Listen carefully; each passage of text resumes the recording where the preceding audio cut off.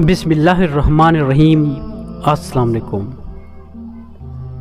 موت زندگی کو ختم کرنے نہیں آتی، بلکہ موت زندگی کا حصہ ہے جس میں سے ہر ذی روح نے گزرنا ہے۔ انسانی جسم لافانی نہیں ہے، یہ زمین پر ایک مدت سے زیادہ زندہ نہیں رہ سکتا۔ عام طور پر جسم زمین پر کئی رنگ بدلتا ہے، بچپن سے جوانی اور جوانی سے بڑھاپا۔ یہ تمام علامات جسم کی پل پل موت کی طرف بڑھنے کی خبر ہے۔ جسم پر ظاہر ہونے والی چند علامات جو جسم کے ایکسپائر ہونے سے کچھ گھنٹے پہلے ظاہر ہوتی ہیں، یہ علامات نشانیاں ہیں جسم کے لیے بھی اور اس جسم کی روح سے محبت کرنے والوں کے لیے بھی کہ وقت بہت قریب آ گیا ہے۔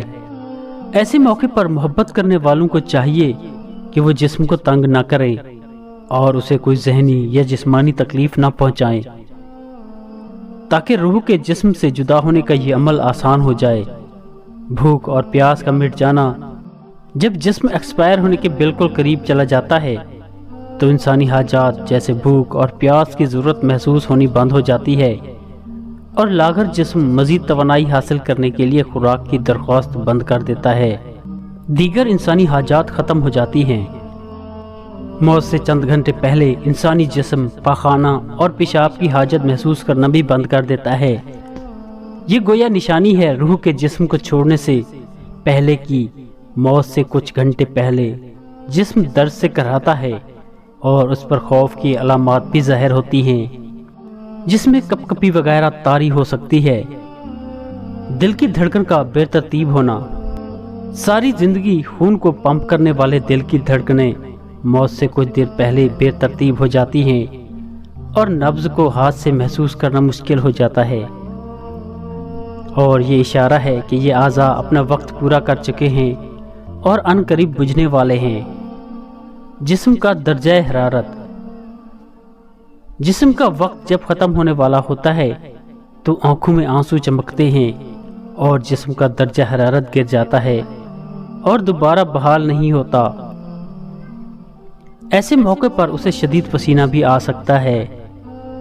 محسوسات کم ہو جانا: روح جب جسم کو چھوڑنے کے لیے بالکل تیار ہو، یعنی موت سے تقریباً 24 گھنٹے پہلے، تو ہاتھوں، پاؤں، گھٹنوں کی جلد پر محسوسات ختم ہو جاتی ہیں اور ان کا رنگ بدلنا شروع ہو جاتا ہے اور یہ نیلا یا ارغوانی رنگ اختیار کرنا شروع کر دیتا ہے۔ سانس کی بے ترتیبی: یہ نشانی واضح نشانی ہے جس میں سانس اکھڑنا شروع ہوتا ہے اور بے ترتیب ہوتا چلا جاتا ہے اور دھیرے دھیرے بجھ جاتا ہے۔ سکرات کی حالت: میڈیکل سائنس اس حالت کو نہیں مانتی، مگر میٹا فزکس کے سمجھنے والے جانتے ہیں کہ یہ وہ وقت ہوتا ہے جب رخصت ہونے والا لینے آنے والوں کو محسوس کرنے لگتا ہے اور دیکھنے لگتا ہے۔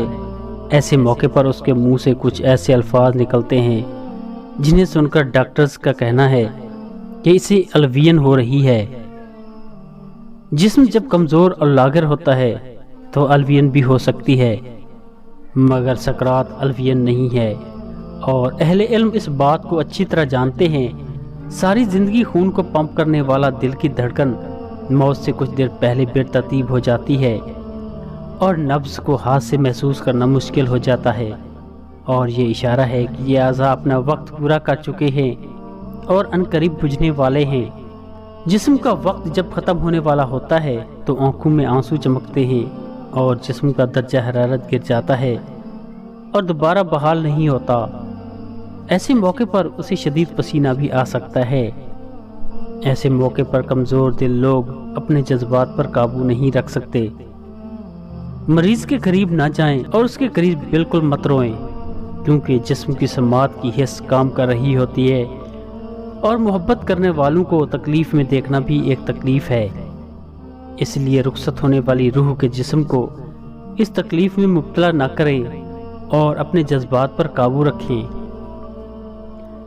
اور ایسے موقع پر ختم ہونے والے جسم کو سخت ہاتھ مت لگائیں اور نرم ہاتھوں سے اس کے بالوں میں انگلیاں پھیریں اور بار بار اس کی جگہ تبدیل نہ کریں، اور جتنا ممکن ہو اس کے لیے سکون فراہم کریں۔ تاکہ اس پر یہ عمل آسان ہو سکے۔ کچھ لوگ ایسے وقت پر مریض کو کلمہ پڑھانے پر مجبور کرتے ہیں۔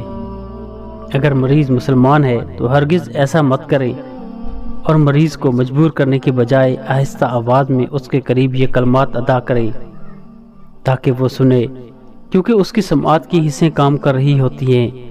اور یاد رکھیں کہ بطور مسلمان وہ یہ کلمات اپنی زندگی میں ادا کر چکا ہے، اس لیے اگر وہ ایسے موقع پر زبان کی کمزوری کی وجہ سے یہ کلمات ادا نہ کر پائے تو کوئی بات نہیں، اور ہرگز اسے گنہگار شمار مت کریں۔ اللہ تعالیٰ نے اس کی زبان سے یہ کلمات اس کی زندگی میں سن رکھے ہوتے ہیں، اور وہ بڑا ہی غفور و رحیم ہے۔